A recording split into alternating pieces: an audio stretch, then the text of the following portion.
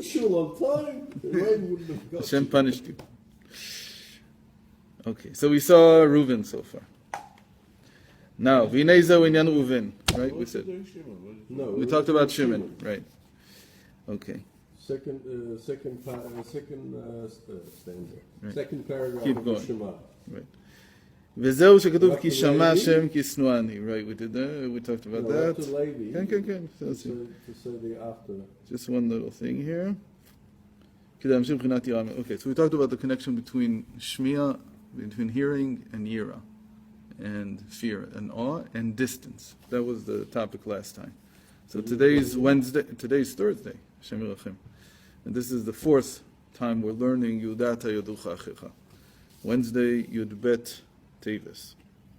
Let's see the parentheses. Uveze uvan inyan shma, v'aya im shamua. Right? So, here, page mem hey, on the very bottom. Uveze uvan inyan shma. This is how we understand the word shma, to understand. So even though before we said this is related to Reuven, it relates shma v'haya im shamua. You should hear, but if you didn't hear, v'haya im shamua, if you will hear. And there, she'en chesed v'gvura. So they're both shmiya, but each one is a different aspect of shmiya. So at first he wants you to be close. That's the Reuven part. So it's because we talked about it, that you don't really see. Again, Reuven is not that you can really see divinity, but in your mind's eye and the heart, you perceive it at some level. So it's still distance. There's still distance. So it's right to say Shema. It's right to say because it's binat alev. It's because it's understanding of the heart. You don't actually perceive it with your eyesight. And then it says Vaya im Shema. The second parsha of Shema starts if you will hear. If you will hear already indicates that it's not so certain that you will hear. So it's already mamish distance, meaning the whole feeling of the beginning of the parsha is if I will hear. I might hear. I might not. Okay? Shein chesed v'gvura, and they're in the Arizal's kavanot, and this is an ancient kavanah, it's long before the Arizal, they noticed this, that the first parsha of Kriyas Shema is chesed, and the second parsha is gvura. There's loving kindness and might, the two extremes, left, right and left. So how does this work? V'ashemot mem bet ve'ayin bet. So in the first parsha, what they noticed is that there's 42 words. And in the second parsha, there's 72 words. And 72 equals chesed. So how come the second parsha has 72? And mem bet is the name of gvura. It's the name of might. 42. There's a lot of reasons for it. But it's also the name of creation and so on. So what's the idea here? That it's called elashu itkalelut. That one each one shows it's only in the meaning of the words it's chesed and gvura. In the number of the words it's the opposite. It's gvura and chesed. So they show the inter-inclusion between them. Kishma chesed ahava Reuven, v'kalul gam ken migvura, and it also includes a certain aspect of might. And what's the aspect of might here? The shmiya, which we just said, is that you don't actually see it. It's still binat alev, even though it's chokhmah, it's still in the heart. And then it's called binat alev. It means that the chokhmah comes down into the heart. So if you will hear, Okay. it's more distant. It's more distance, and it sort of it ties in with what Yaakov said in this week's Pasha to Shimon and Levi, saying like you guys are killers, right? So you were distant from Hashem. You allowed yourself to do this. Okay. So if you hear, then you will be different. Right. Then you will be redeemed. You will be redeemed. Okay.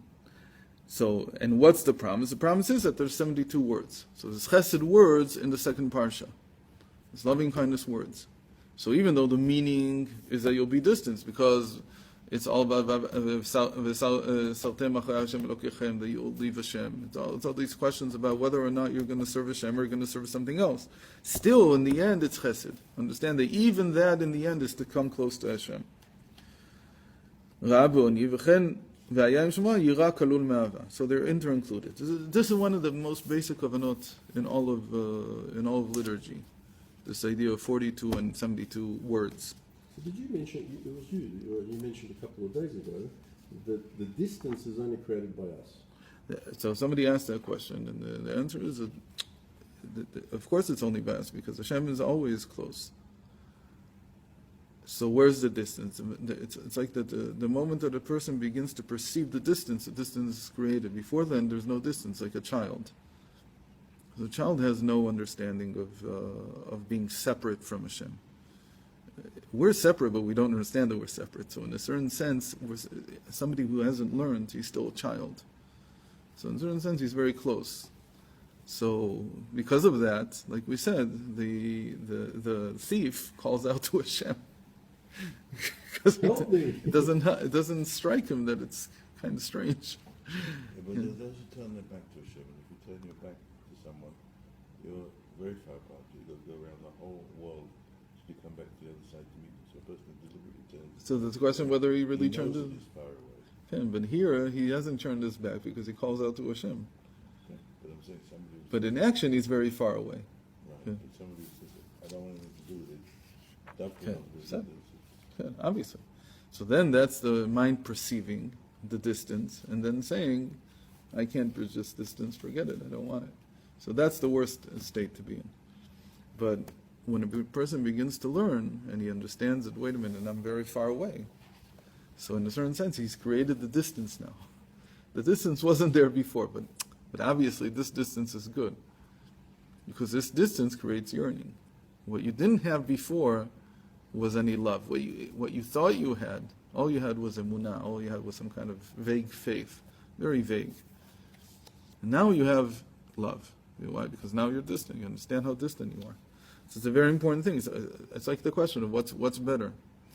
It's the first Baal Shem Tov in the Keter Shem Tov. Is it better to learn and then understand that you can't come close?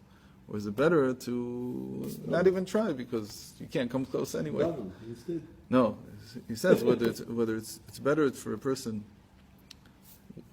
because he realizes that somebody tells him that tachlita idiyah shelo nida, the tachlis of all knowledge, the goal of all knowledge is to know that you don't know. So if a person hears this, so he might say, but if I already don't know, so why do I need to learn? So Baal Shem Tov says, many people, they heard this, that the goal of all knowledge is to not know. So they never learned. So they decided it's a lost cause anyway. It says, no, Tachlita yedi'ah shelo nida. The goal of knowledge is to know that you don't know. If you don't have any knowledge, you don't know that you don't know. It's not worth much. It's a vague knowledge. It's a vague understanding, and it doesn't mean anything. And more importantly, that begets loving kindness and might. It begets the feelings of the heart. It's included. It includes those. Before then, the only love that you might have for Hashem is from your animal soul. It's exactly what the animal soul wants. It's what the thief calls out. He says, help me. Help me what? Do a nevera. That's how the animal soul thinks, because it's all about me. The moment you start having some kind of dad, some kind of knowledge, so then new emotions are created in the heart. And these emotions are about Hashem, or about my connection to Hashem. So then I begin to have real love and real fear. But you can't do this without that. It's a pasuk in Mishlei. It says, Gam belo dat nefesh lo tov. That even without knowledge, without consciousness, without knowledge, the psyche is not good. Even if you have the best natural psyche. So this is against all the shitos. In general, the whole understanding of Torah is that nature needs to be rectified. So that you can't count on your first nature. In fact, it's the last thing you can count on. You have to transform your first nature into something else, and you transform it through learning. Okay. So after Kriyat Shema, we begin to say Emes v'Yatziv. This is later. Okay, so why? Because it's the middle axis. What are all these? What's the kavana in emet v'yatziv? It's the 15 vavs that we have there. V'yatziv v'nachon v'kayam v'yashar v'ahuv v'nachman v'noav v'adir v'tukan v'kubal v'tov v'yafeh. So why do I come to 13? Because I missed 2. I don't know. In any case, this is 15. What are these? They're the middle axis of the sfirot. And it's divided into 15, according to the results, 15 different foundations, yesodot. And in each triplet, intellectual, meaning there's above in the crown 3, and then in the intellect there's 3. And then there's 3 in the emotions, 3 in the habits, and 3 in the malchus. Altogether there's 15 yesodot. So if you do the kavana, so this is actually a kavana that the Alter Rebbe was very much for, because he even mentions it here in a certain way. So this is all the middle axis, that's Levi. הדבר הזה עלינו, this is upon us. והיינו בחינת לוי, לווה אישי אליי. So Hashem accompanies me after I finish Kriya Shema, so now he's with me. והוא עניין ימין או שמאלה, בעיניי הוא קלה. So it's right and left, like we say in the song after Kiddush on Shabbos evening. ימינה ושמאלה ובעיניי הוא קלה, כי שמאלו תחת ראשי בחינת שמאל דוחה, היא שגורמת להיות נשיאות ראש, וימינו תחבקני, ימין מקרבת להתקלל. So there's left, which pushes away. There's right, that embraces and connects me to Hashem. ובחינת ילווה אישי, and the middle axis, that he will accompany me, היינו מה שאומרים באמת ויציב, הדבר הזה. What is this thing? So really, what is Kriya Shema? It's 3 passages out of Torah. So הדבר הזה, this thing that's emet v'yatziv, it's truthful, and it stands, and so on. All these 15, 16 superlatives. Hi Torah. Adjectives. Why superlative? All these 16 adjectives is the Torah. ששורשה מאוד נעלה, אלא שנתלבשה בדברים גשמיים. So like we know that the Torah really comes from a very high place, but it enclosed itself in physical objects. שלכן נמשלה התורה למים, שיורדים ממקום גבוה, which is why Torah is likened to water, which comes from a high place to a low place, for its descent. And this whole באמת ויציב goes from above to below, the whole middle axis, all 15 yesodot, foundations in the middle axis. וזאת השיבה ליבו אמת. שאין אני ראוי מצד עצמי לעלות ולהתקרב באור השם. So what is the person, that this is all true. And I, for my own sake, am not worthy of ascending to connect with Hashem. ולהשיב את הנפש ממטה למעלה, to return the psyche, the soul, from below to above, ליחדה בה מהאצילה ברוך הוא, to be one with its emanator. כי מי יעלה בהר השם? Who can ascend the mountain of Hashem? אבל מכל מקום, הרי אור אינסוף ברוך הוא מצד עצמו, ממילא ומאליו נמשך גם למטה. So really, if it was up to me to ascend, I would be lost. But Hashem himself comes down to me. ששורה ומתגלה בתורה. How does he come down? That's the kav. That's the light, the ray of infinite light. And this is like, however everybody understands it, that right now it's revealing itself in the Torah. The question is whether it reveals itself in other ways. In any case, it reveals itself in the Torah. That everybody agrees. And then there's a unification below as there is above. In the same way that my soul is unified above with Hashem, so it becomes below. כמו למביא לזאת, על ידי עסק התורה יכול להמשיך אור אינסוף ברוך הוא ממש למטה על נפשו.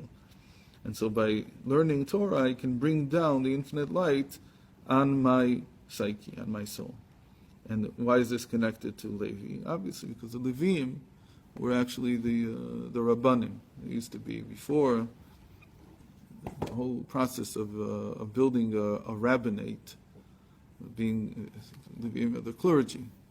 So what's the main point about a clergy? Is that you support them, that they don't have to work with something else. If they need to work with something else, so they don't have time to learn, they don't have time to engage in Torah. So they weren't really clergy. No, they're clergy. Levim everywhere with the clergy. Kam ta v'alita el hamakom. Why is it there? Because because they don't have time. That's the point. That was the punishment. That was the punishment. Why punishment? That was the punishment of Yaakov. Said yeah. Of course, the Levi in every place was in the agricultural community. The Levi that they kept was like somebody who was versed in Torah. Was this the best? No, eventually they changed it because they saw that the Torah has to be a meritocracy. It always was really a meritocracy. I mean, you have to see what people know. But locally, the person who had time, who didn't have to engage in tilling the field and so on, so he had more time to learn Torah. It didn't always work out because you can't tell somebody, just because you're a Levi, you got to be a Talmid Chacham, you got to be a scholar. It doesn't really work. By the way, the other ones. To know that we did a survey. What? We did a survey of all the Bali Juvas Yeah. who came to learn by our Gavin Yeah. from the time we opened Yeshiva, which was 1958, until basically 1980. Over 75% were either Kohanim or Levim. It's very unusual because it's a very small amount of Kohanim. But it's very large for the population, by the way. I think it's well over 10%. But still, 70-80% of all the Bali Juvas were Kohanim or Levim. It's probably even more than it's probably more like 20%. What are the Kohanim out of the general population? If you about Shul, you won't find any Levim. You find one Levi if you're lucky. Kohanim, You're a Levi, no? very few Yeah. Levi. We're from the same family. Okay. So, There's something about being a Kohen or a Levi. no, so very clearly, this was why one of the arguments is that a person who's a Kohen has a second identity as a Jew. It's a stronger identity. So they intermarried much less, they assimilated much less. But obviously, so if you go through Chazal, it's very hard to know who was a Levi, who was a Kohen. And some of them we know because we have some Rav Kahana. You can guess he's a Kohen probably.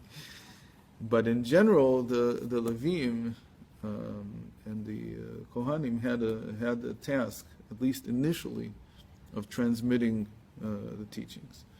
And eventually it became, right in the Second Temple, it became that there's a rabbinate, a real rabbinical echelon in the Jewish people. But again, the point of not having to deal with the regular world, with the parnasa, with their livelihood, was essential because Torah demands a tremendous amount of time. So in the time of the Beis Yosef, meaning 500, 600 years ago, they were facing another crisis of the same magnitude because the world was changing already, and it was the early Renaissance, and they saw that the world was changing, and they saw that from now on people are going to be so engrossed in their parnasa that if you don't allow, according to the Torah, you're not allowed to take money. If you're a Levi, you can. Okay? That's why it's such a giveaway. The fact that you provide for them is such a giveaway that they're supposed to engage in Torah. They're supposed to be scholars. So the Beis Yosef changed the ruling. The ruling is that you're not allowed to take money for Torah, and he changed it from end to end. And he writes on the Rambam in the Kesef Mishnah when the Rambam writes the halacha. Right, the Rambam's in the 11th century, and he writes not allowed to take it, and he writes all the terrible things that a person happens to him if he takes money for teaching or if he takes money for learning. All the more so. And the Beis Yosef says, the Rambam, he sort of ignores him and begins to write, Rabbi Yochanan Sandlar didn't really work for his parnasa. This was only before he became a Talmid Chacham. Afterwards was this. And he starts chipping away at the Rambam's very, you could say almost elegantly, without, he doesn't want to confront him because it's a change that had to happen.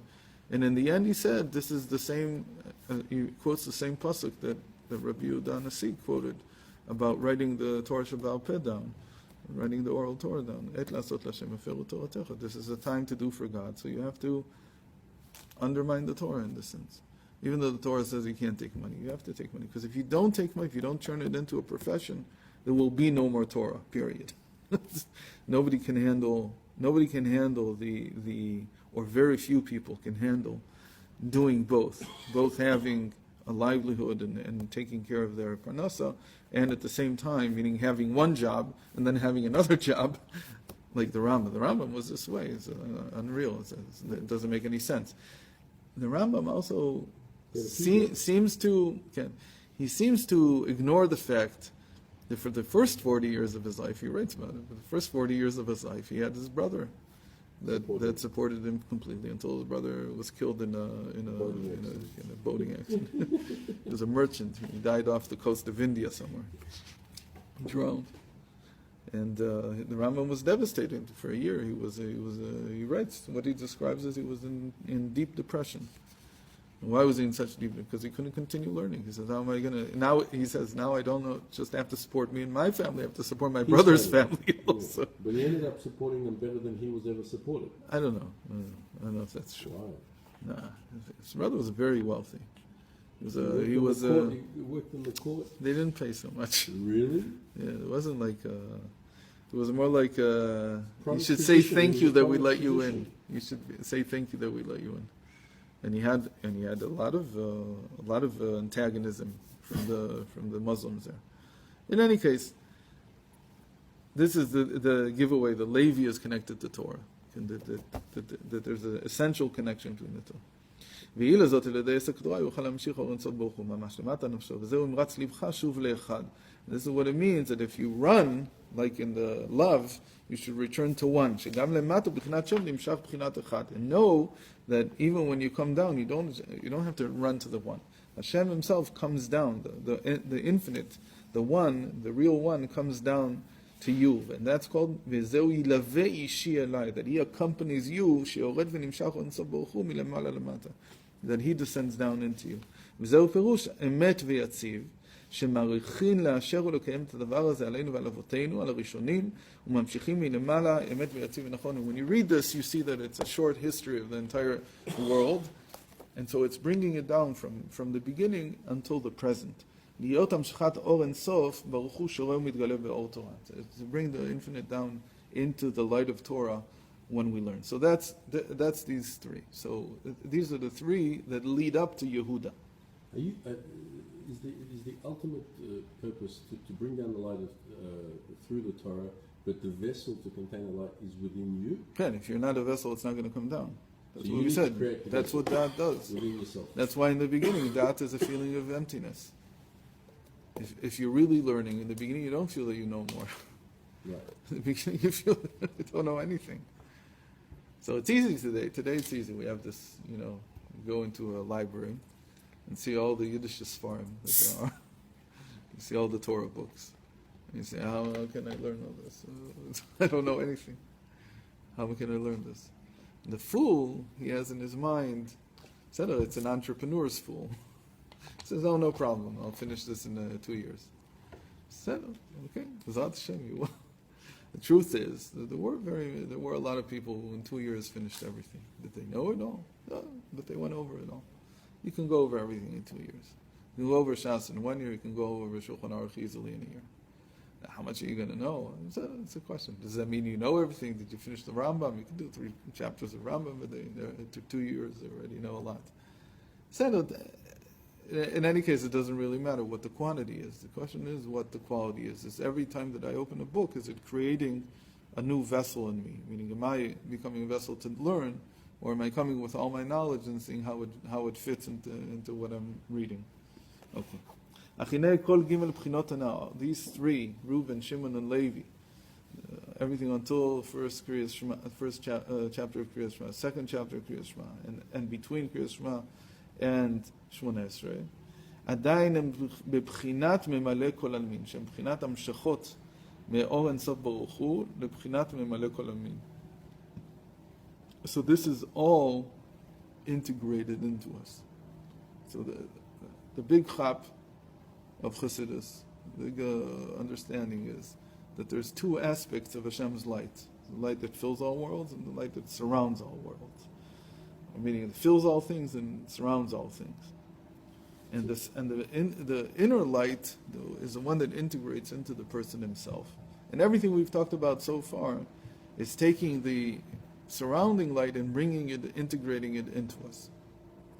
So it's giving us Musa before we get to the Shmona Esrei, and then telling us that Torah, learning Torah, is going to be the method by which you refine yourself in order to start receiving the light properly. Okay. No? I don't like the word Musar, but it's okay. But that's what Yaakov gave. He gave Reuven, Shimon, and Levi Musa. Say it. Okay. And it's only by Yehuda that he started to Said it. That's a good insight. Said it. He didn't say this, but it makes sense. So what does this do? It's all in order to awaken the yearning, because the person begins to feel it. Because I begin to feel that I'm distant, so I want to be closer. So it awakens the kisufin, the yearning.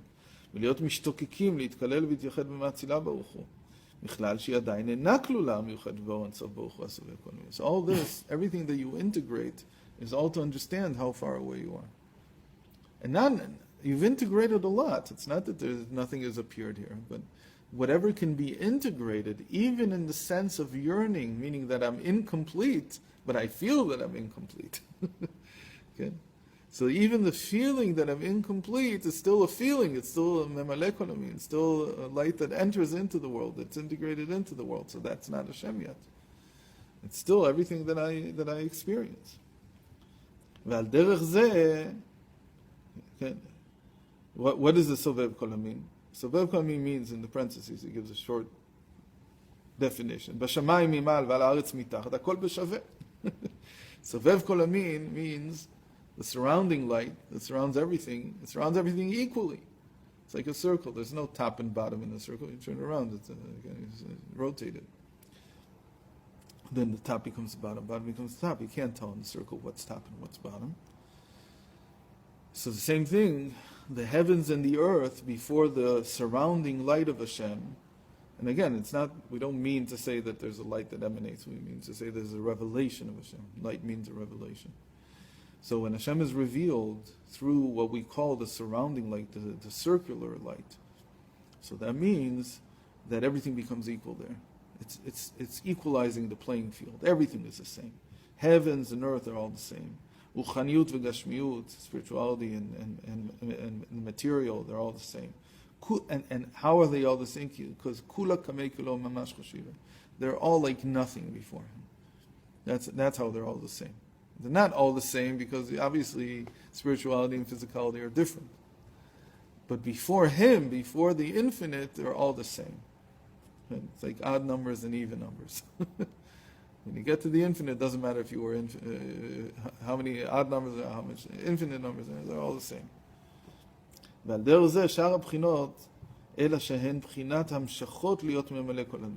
same thing with Reuven. That was with Reuven, even the fear that with Shimon, that's also, again, it's an experience of fear. So what does Yehuda add? So Yehuda adds, אבל בחינת יהודה, שהוא בחינת תודעה, שהוא בחינת ביטול והתכללות באור אינסוף, ברוך הוא, ממש, הסובב כל עלמין, והן בחינות השתחוואות שבתפילת שמונה עשרה. So Yehuda adds a connection in the שמונה עשרה with the surrounding light, where everything is equal. And since everything is equal, how does Yehuda's blessing start? That's the you that we talked about. Yehuda, your brothers will acknowledge you, will admit to you, will admit that you have the truth. So what are we acknowledging? We're acknowledging the you. Yehuda, you, because the aspect that Yehuda reveals in the world is the direct connection to Hashem. What's a direct connection to Hashem? Baruch atah Hashem. The very fact that you can say, blessed are you, how can you say you? You means he's present in front of me. How can I say Hashem is present in front of me? So first of all, he's not me. All these other aspects, they were about me. I create the love in me. I create the fear in me. I am accompanied by Hashem. But here, when I begin to say the first bracha, the main thing to have in mind is I'm standing in front of Hashem. It's not about me anymore. It's about what cannot be integrated in my understanding. Now I make Hashem a you. And there's a thing from Buber. Buber was big about the difference between I and thou. Mm-hmm. And so to really understand the ta, so you have to say thou. That old English word. If you say you in English, so people are not so impressed. No, that's why Christians actually use that word. They continue to use it because they want to impress on you the distance. What kind of distance? That it can't be integrated in any way. So I'm standing in front of thou, in front of you. this distance, you can also understand it when I look at another person who took that, Levinas took that from Buber, developed it a lot. And he created this thing of the infinity in the other person. That there's an unbridgeable gap between every two people. I can't know what it is to be you. So I can treat you as thou also. Okay? It's like a higher form of, when I do that, I awaken in you your infinity. It's like I'm treating you like I could never fathom anything about what it means to be you, to be thou. So I can do it with a person. Okay. So it's an incredible, it's an incredible thing. Thou art invited. The thou part of me is already there. Okay. So we didn't get to the part that I really liked. I guess we'll do it tomorrow. Do you have extra time tomorrow? Because I would like to finish it. I'd like to try. Yeah, If we start on time. it's a good idea. So you'll be able to learn until 8? Until 8:30? Yeah. We learn tonight 8:30 anyway. It's going to learn until 9. No, we have to start earlier. I'm happy to start earlier. I can Like try. 7:30. I can try. Oh, no. 7:30. At the designated time. Okay. He's laughing at me. It's not early.